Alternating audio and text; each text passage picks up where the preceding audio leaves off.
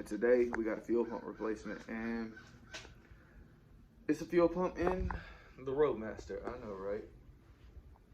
A couple years ago, I bought a little cheap ass eBay fuel pump. It was like $25, $30 because when I bought the wagon, that's what I was told was wrong with it. It needed a fuel pump, and I didn't know shit about Chevys and shit at the time, so I slapped one in there for the cheapest, and it worked for 3 years. And then if it wasn't parked where it was when it went out, I would have been stranded because it gave half of a symptom. Like, I started this thing one morning, I let it run for like 2 minutes, and then it just shut off out of nowhere.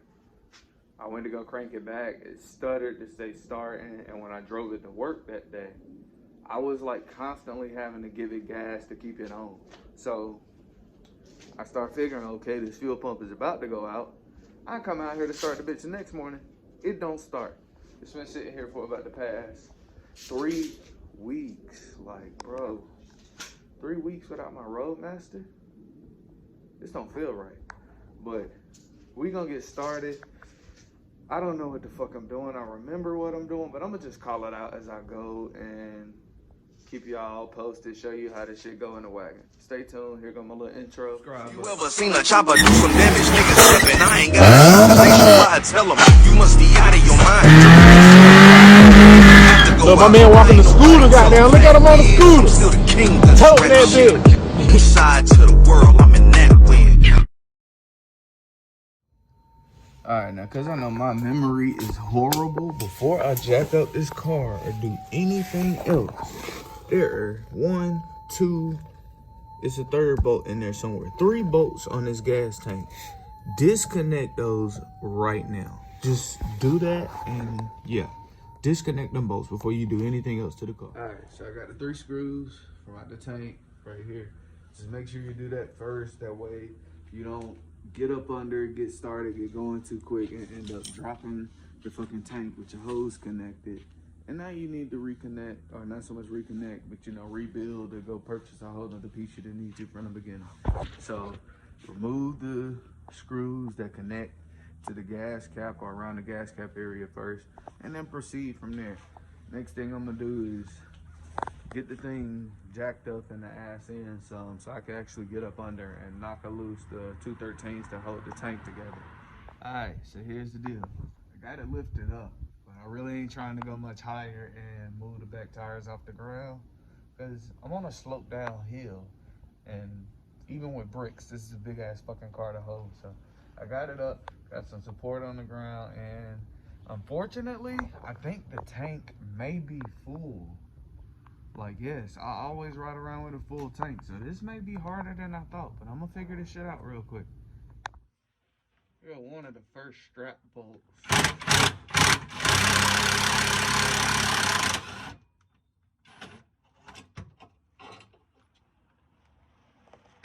Alright. Now if I hit the other strap bolt on the other side, it should drop. Get the fuck up out of here. You know, the worst part about doing this is me knowing I don't have all my tools here. 80% of them shits at work. It's just one of those scooters set. Bro, my scooter and bike tool set can undo this car. Sheesh. This one fucking bolt. I just don't want to take no. Golly. Come on now. Yeah, there we go. I think she out.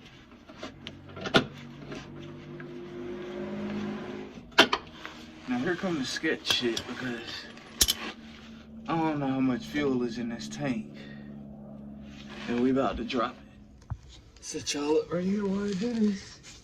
Oh gosh. Oh gosh. How much fuel was in this bitch? Let me move everything out the way, move the screw. Alright.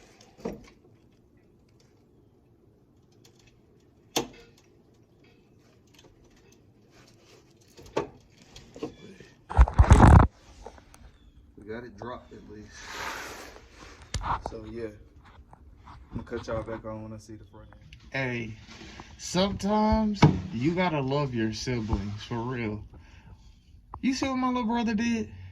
He left the damn fuel disconnects on here. Because I really thought we were going to have to be going to the store in order to pick up some of those.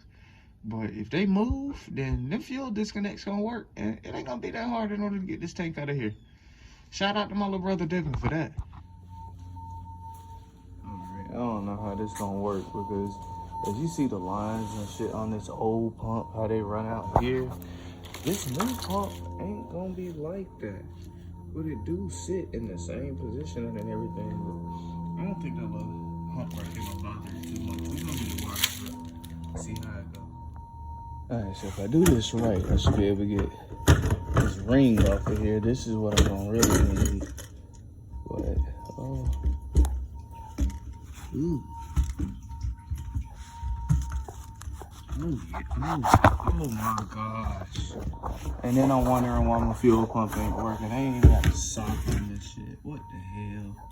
What the hell, Benjamin? What have you been doing? Look at your sock. Just look at the sock sitting in there all miserable.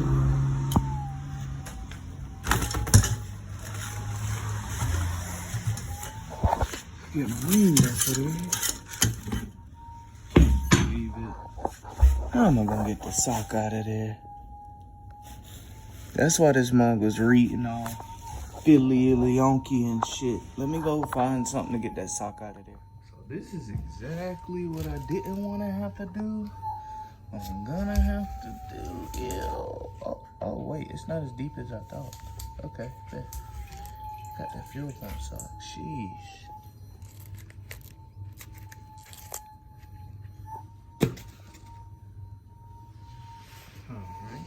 So let's get the other one seated in there and lined up. Here comes another part I dread. Simply because I got a full tank of gas in this thing. I gotta manually pump this out because my electric pump is at work. And I'm gonna be here, I can tell, for a minute. Ain't this some bullshit?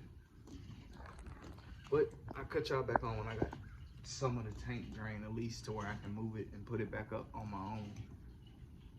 And yeah, so far so good. Fuel pump is going pretty straight in this thing. Oh man, it still got hot out here. And that looks familiar, don't it?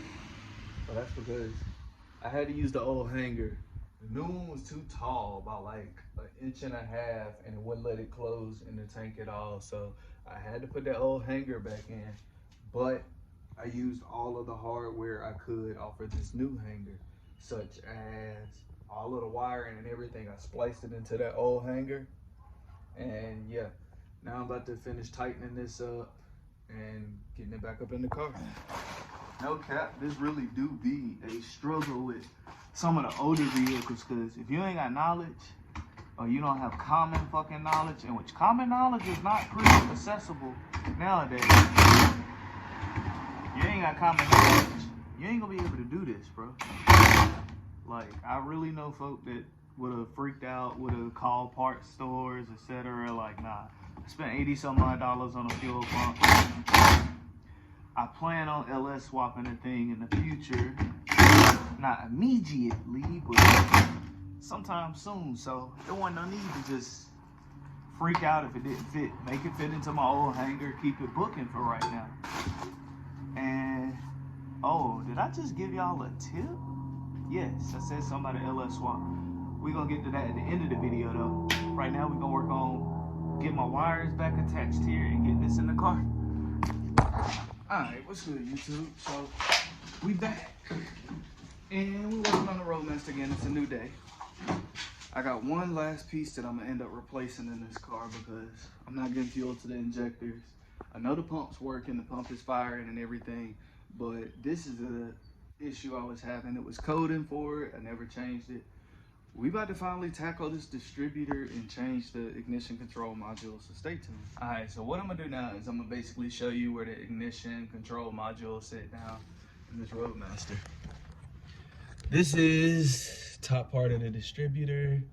This is driver's side, that's the passenger side. It sits right over here on the driver's side. I can't really show you because camera's been tripping. Need better cameras. But yeah, what I'm gonna do is clean up that base plate down there below the rotor. Clean up that base plate, blow all that stuff off, put down the dye grease, and pop in, well, this is the old one, but the new ignition control module. As y'all can see, that shit is 33 years old, 32. Like, wasn't even nothing wrong, just too old. It wasn't no more kind of contact fluid keeping it from, what you want to say, mating with the metal. So yeah, I'm about to clean all that off. I'm gonna stop talking, cut y'all back on when it's done. I'm gonna try not to blind y'all at the moment. So currently what I'm doing is cleaning out the pins in here, making sure contact areas and whatnot is, you know, clean. It's gonna ensure it fire up and sound maybe a little bit better than what it did. So here we go. I'm gonna turn y'all back on when this is all reassembled. Alright, y'all. I got everything back on here, but everything except the air cleaner, basically. Now, I went through this thing. She done got a fuel pump. I done checked out my fuses. This done got a brand new ignition control module. So, pray for me, man, for real, because I'm tired of being without my fucking wagon. So, without further ado, let's turn this key and see what the fuck happened. Pray for me.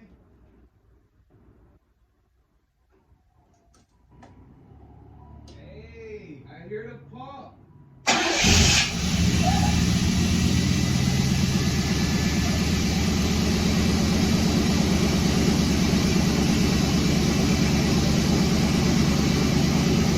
Let's go.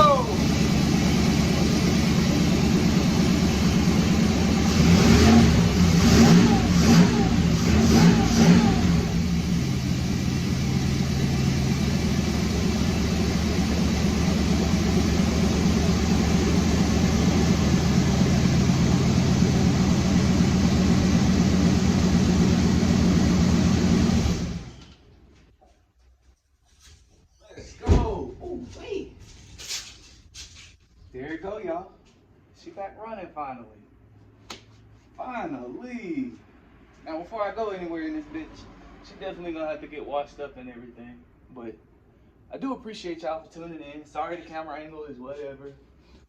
Subscribe, stay tuned, because this is possibly going to be getting the LS swap. Especially if I had any more motor issues. This bitch is getting the LS swap, because that distributor, if it had to come out, especially the way it sit down in there, if that distributor had to come out, bruh, I was gonna have to pull this motor. So why not put the LS in if I was gonna have to pull it? We ain't gonna keep going there. Subscribe, stay tuned, see y'all soon. Everybody stay blessed, and I thank you for tuning in.